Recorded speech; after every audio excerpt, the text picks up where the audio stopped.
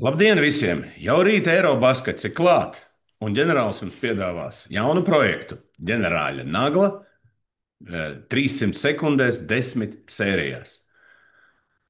Nu ko, sāksim ar pirmo sēriju, un tā galvenā doma ir par Latvijas izlases izredzēm grupas turnīrā.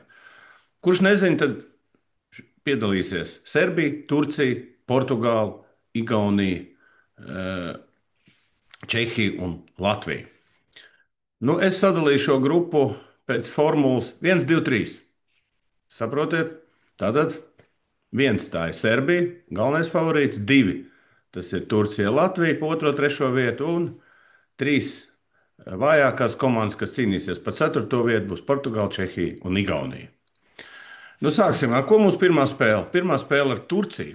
Es uzskatu, tā ir svarīgākā čempionāta spēle, jo pirmkārt parādīs, kādā formā un kādā noskaņojumā ir Latvijas izlase, bet arī turki ir ļoti spēcīgi, bet nevienmēr viņi ļoti, kā var teikt, viņi tādi savākti. Ja sen mēs neesam redzējuši Turcijas izlasi jau tādu favorītu statusā, jo zvaigznes ir tiešām sastāvdaļa. Atamans ir savāds, Eirolandes trīskārtais čempions ar Houstonas Rockets zvaigznes un priekšgalā. Nu, ko? Es varu pateikt vienu, ka izredzes ir 50/50, jo mēs nezinām, kāda ir Latvijas izlase, bet par to vēlāk.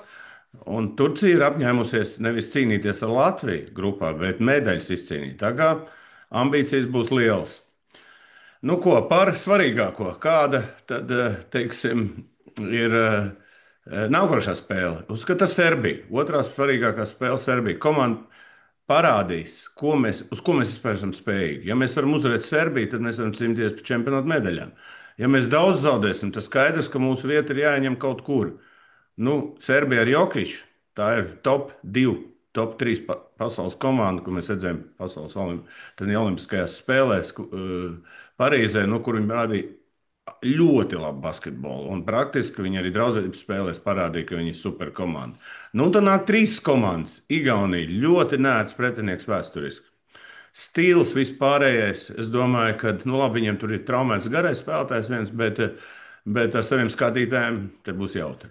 Portugāla ir jāatriebjas. Atcerieties, kā Portugāla mūs iznes cauri un mēs netikām playoffā. Tā kā tur ir vienkārši jāiznes tā komanda. Čehija bez 2 zvaigznēm, Barcelonas, es domāju, nekāda favorīta nebūs. Tā pa Latvijas, teiksim, izlases taktisko zīmējumu. Nu, sāksim ar aizsardzību. Tā ir lielākā problēma, un es redzu šeit problēmu divas lietas. Viens uz vienu aizsardzību, ļoti vāji spēlējam. Lielākā daļa nemāk praktiski spēlēt viens uz vienu. Otrs pick and rolls pret KP, kurš stāv groza apakšā un līdz ar to aizsarg daudz brīvus metienus un transition defense. Ja, jo mēs uzbrukumā nemetam iekšā, mums ļoti daudz viegls punktus iemet, un tā ir liela problēma. To es redzu, bet galvenais trumps mums ir uzbrukums. 3-punktu metieni parādīja, ka mēs ar ļoti augstu procentu metam, bet tur ir daudzas lietas, ko vajadzētu pielikt. Tātad KP pēc pick and roll vajadzētu rolot lejā uz grozu, un ja notiek maiņa, tad spēlēt uz viņu, ko vajadzētu izmantot. Attiecīgi arī izmantot vairāk iespējas, cik tad mēs tos asists varēsim dabūt. Ja? Jo ar žagaru piedalīšanos būs viens stāsts, un otrs, cik vienā uzbrukumā piespēles mēs dosim. Jo bija spēles, kurā praktiski viens driblē, bloks un metiens. Ja? Tas taktiski nav pareizi, jo nevar to aizsardzību, kā teikt, izvilkt. Tā kā mana prognoze ir pirmā vieta Serbija, otrā Turcija, trešā Latvija, ceturtā Igaunija.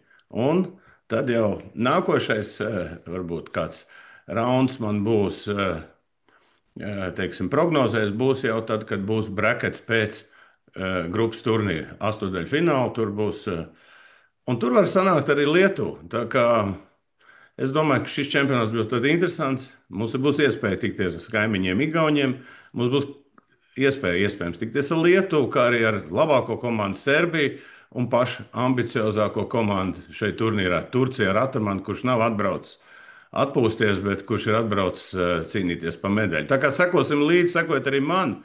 Es būšu visos sociālos tīklos šādu pēcspēļu analīzi došu uz ātru roku. Jo uz ātru roku ir daudz interesantāk nekā pēc tam skatīties. Tā kā sekojiet man un čau! Novēlam Latvijai pirmo uzvaru pret Turciju!